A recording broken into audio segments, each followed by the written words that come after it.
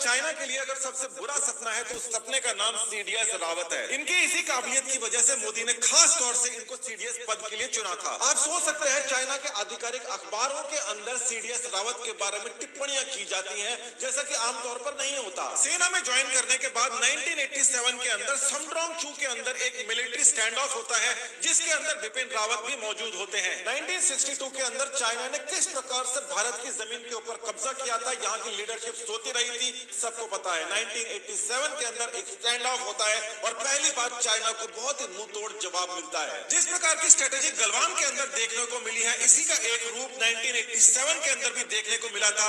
जब चाइना ने 20,000 सोल्जर्स आगे लेकर आए तो भारत की तरफ से भी 20,000 सोल्जर्स पहुंच गए थे। उस समय की बात अलग थी, हालात अलग थे। भारत की जो लीडरशिप थी एक ऐसे आदमी के पास थी जो पॉलिटिशियन नहीं था, केवल अपनी माँ का बेटा था, इसी वजह से उसको प्राइम मिनिस्टर बनाया गया था। यहाँ पर आर्मी ने बहुत अच्छा कंट्रोल तो किया था, मगर लीडरशिप ने डिसाइड किया, अपने फॉरेन मिनिस्टर को भेजा चाइना के अंदर कि तुम जाओ और उनको बोलो कि हमारा झगड़ा करने का इरादा नहीं है, जबकि चाइना की तरफ से ही एग्रेशन हो रहा था। अब 1987 के अंदर जो स्टैंड ऑफ था वो भारत के पक्ष में नहीं गया, क्योंकि पॉलिटिक्स ने उसको पीछे खींच लिया। मगर उसके बाद में डोकलाम होता है और उसके बाद में हो जाता है गलवान, और इन दोनों ही घटनाओं में सीडीएस रावत की महत्वपूर्ण भूमिका थी। साथ ही के अंदर लीडरशिप ऐसी थी जो बोल रही थी पीछे नहीं हटना है, और ये भी यही चाहते थे। चाइना ये देख रहा था कि 1962 के अंदर कितनी आसानी से हमने कितना सारा लैंड को कब्जा कर लिया था और भारत के अंदर कोई कुछ बोला भी नहीं था, मगर अब ये क्या हो रहा है उसके साथ। डोकलाम के अंदर चाइना को सबसे पहली बार पता पड़ा कि नए किस्म का इंडिया है और ये बिल्कुल अलग है पहले के मुकाबले, और तकरीबन गिड़गिड़ाते हुए अपने ऑफिशियल मुखपत्र के अंदर उन्होंने बोला कि इस क्राइसिस से अब बाहर निकलना चाहिए, अब बहुत ज्यादा सफोकेशन हो रही है चाइना को। चाइना की इमेज खराब हो रही थी। जो छोटे देश कल तक चाइना से डरते थे वो सोचते थे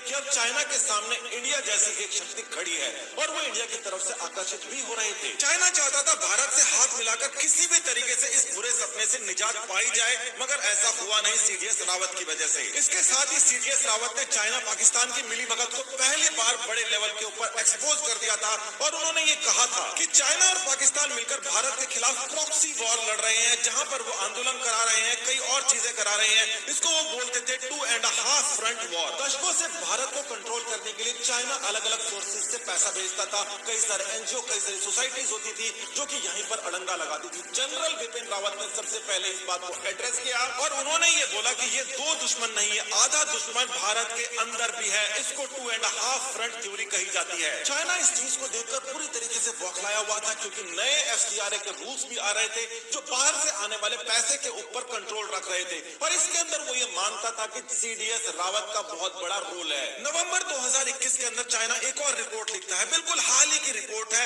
जो कि बिपिन रावत को सेंटर में रख के लिखी गई थी। हुआ यह था कि चाइना ने जिस प्रकार से एक बड़े एरिया के ऊपर कब्जा कर लिया था 1962 के अंदर, वो स्थिति आगे तक फैलाना चाह रहा था, मगर इंडिया की तरफ से एग्रेशन आ रहा था। चाइना की ये स्ट्रेटेजी हमेशा से रही है कि हमें कोई दुश्मन ना माने, ताकि वो हमारे खिलाफ किसी प्रकार की तैयारी ना करे। बहुत सारी जमीन कब्जाने के बाद भी चाइना के प्रति इंडिया के अंदर कोई बड़ा माहौल नहीं था, और चाइना की ये इतनी बड़ी उपलब्धि थी कि सारा का सारा ध्यान पाकिस्तान की तरफ मोड़ दो। जनरल बिपिन रावत ने छाती ठोक के बोला कि सीधी सी बात है, चाइना हमारा सबसे बड़ा थ्रेट है और इसको सबसे पहले हमें एड्रेस करना पड़ेगा। चाइना के होश उड़ गए, उसकी हालत खराब हो गई। वो चाहता था कि चुपचाप हमारे तरफ किसी का ध्यान नहीं रहे, हम अंदर घुस जाएंगे, मीडिया को खरीद लेंगे और 1962 की तरीके से एक और कारनामा कर लेंगे। मगर यहाँ पर बात सीधे तौर पर बिपिन रावत ने उनकी तरफ मोड़ दी थी। जनरल रावत के स्टेटमेंट से चाइना बहुत नाराज हुआ। वो ये मानता ही नहीं कि वो किसी तरीके का थ्रेट है, जबकि उसने इतनी जमीन कब्जा रखी है। और रावत ने यह भी कहा कि पाकिस्तान से बहुत बड़ा थ्रेट है चाइना, और जिसके लिए हम तैयार कर रहे हैं। इस बार चाइना ने कुछ गड़बड़ करने की कोशिश की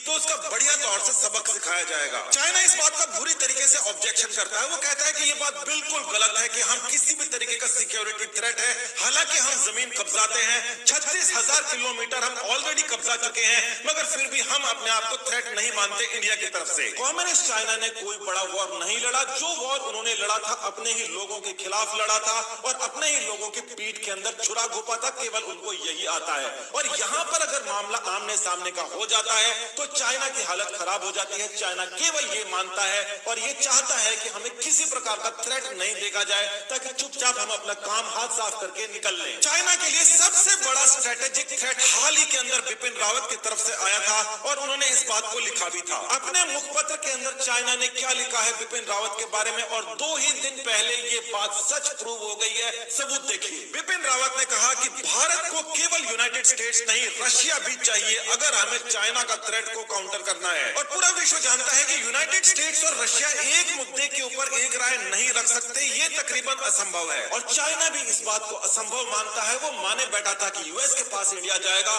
तो रशिया हमारे पास आएगा, इंडिया के खिलाफ उसको इस्तेमाल करेंगे। मगर हुआ क्या? चाइना ये खुशी मनाए बैठा था, बहुत ही ज्यादा खुश था इस बात को लेकर कि ये बिल्कुल इम्पॉसिबल है रशिया को इंडिया के साथ में आना। बिपिन रावत चाहे कुछ ही कहते रहे, मगर ऐसा कभी नहीं हो सकता। मगर मोदी के साथ में ऐसा हो गया। चाइना इसको लेकर बहुत रोया। अपने आंसुओं को बहाते हुए चाइना लिखता है कि पुतिन मोदी के पास में आ गया और ये मोदी पुतिन की डील हो गई, नहीं तो भारत कभी रशिया के साथ डील कर ही नहीं सकता था। जो नामुमकिन था वो हो गया। और साथ ही में इस बात को लेकर भी रोया कि इससे चाइना और रशिया के जो रिलेशंस हैं वो खराब नहीं होंगे। चाइना रशिया के साथ है, रशिया चाइना के साथ ही रहेगा। ये बहुत ही असंभव सा मामला था जो कि हाल ही के अंदर हुआ है कि रशिया और यूनाइटेड स्टेट्स दोनों के दोनों भारत के साथ हैं। चाइना इसको स्वीकार नहीं कर पा रहा था। और ये रिक्वायरमेंट किसने दी थी? ये रिक्वायरमेंट दी थी सीडीएस रावत ने, जो तकरीबन नामुमकिन रिक्वायरमेंट थी, मगर फिर भी मोदी की प्रेजेंस की वजह से ये रिक्वायरमेंट पूरी हुई।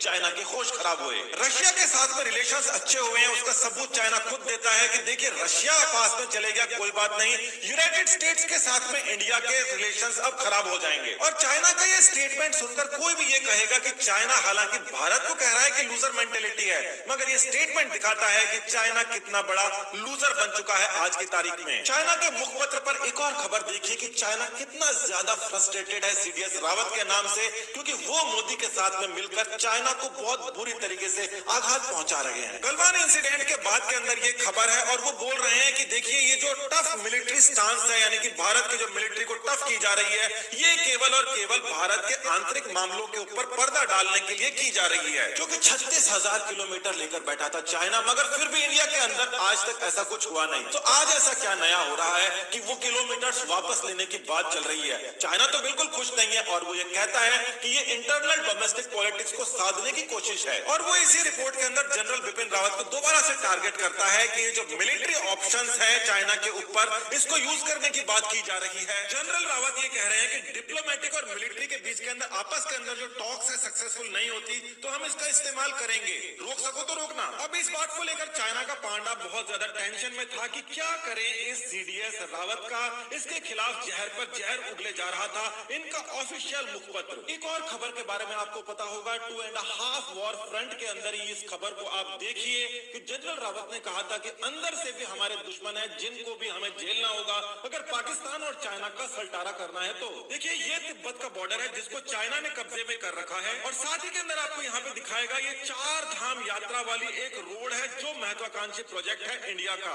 और ये जो रोड है ये खास तौर से चाइना को कंटेन करने के लिए की जा रही है चौड़ी। भारत के अंदर से ही बहुत सारी सुप्रीम कोर्ट के अंदर याचिकाएं गई थी कि इन रोडों को चौड़ा करने से एनवायरमेंट खराब हो जाएगा। आर्मी साफ तौर पे कह देती है सुप्रीम कोर्ट के अंदर कि हमें ब्रह्मोस को डिप्लॉय करना है एलएसी के पास। ये बहुत बड़ी बात थी। बड़ी बात इसलिए थी क्योंकि आज तक भारत साफ तौर से चाइना के खिलाफ कुछ नहीं बोलता था, जैसा कि पाकिस्तान के खिलाफ बोलता था। चाइना चाहता था कि पाकिस्तान के खिलाफ बोले, मगर चाइना ये नहीं चाहता कि चाइना को कोई थ्रेट माने, चाइना के खिलाफ किसी प्रकार का कोई काम हो या फिर भारत के अंदर कुछ भी ऐसा हो जिससे उसको नुकसान हो सके। और चाइना ने इस बात को रो रो के लिखा कि देखिए एनवायरमेंट को खराब कर रहे हैं, ये 4 धाम की रोड क्यों बना रहे हैं और इंडियन मिलिट्री ये क्या कह रही है कि हमारे खिलाफ क्या करने की कोशिश कर रही है। देखिए आप इस बात को समझिए, ये एरिया चाइना ने कब्जा किया है और ये यहाँ पर आपको दिखाई दे रहा है हाईवे, जहां से अगर चाइना का कंट्रोल हट जाता है तो वो आगे कुछ नहीं कर पाएगा। ये जो 4 धाम जो रोड्स हैं यहाँ से अगर डिप्लॉय हो जाती है मिसाइल्स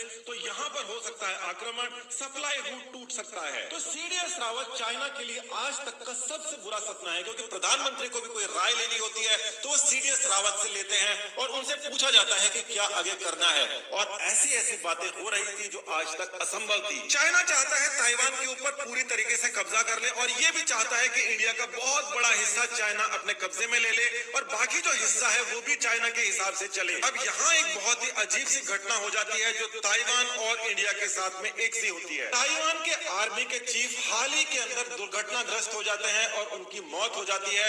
वो एक हेलीकॉप्टर के अंदर सवार थे। हालांकि ये जो हेलीकॉप्टर है ये ब्लैक हॉक अमेरिकन मेड है और भारत के अंदर जो दुर्घटना हुई है वो एक रशियन हेलीकॉप्टर के साथ हुई है। मगर फिर भी देखा जाए दूर से अगर देखते हैं तो ये घटनाएं काफी कुछ एक सी है और इसका बेनिफिशियरी एक ही है। सीडीएस रावत का नाम हमेशा के लिए भारत के स्वर्णिम इतिहास के साथ में जुड़ गया है। हर सैनिक ये चाहता है कि वो देश के लिए अपना सर्वोच्च बलिदान करे और हर नागरिक हर उस सैनिक की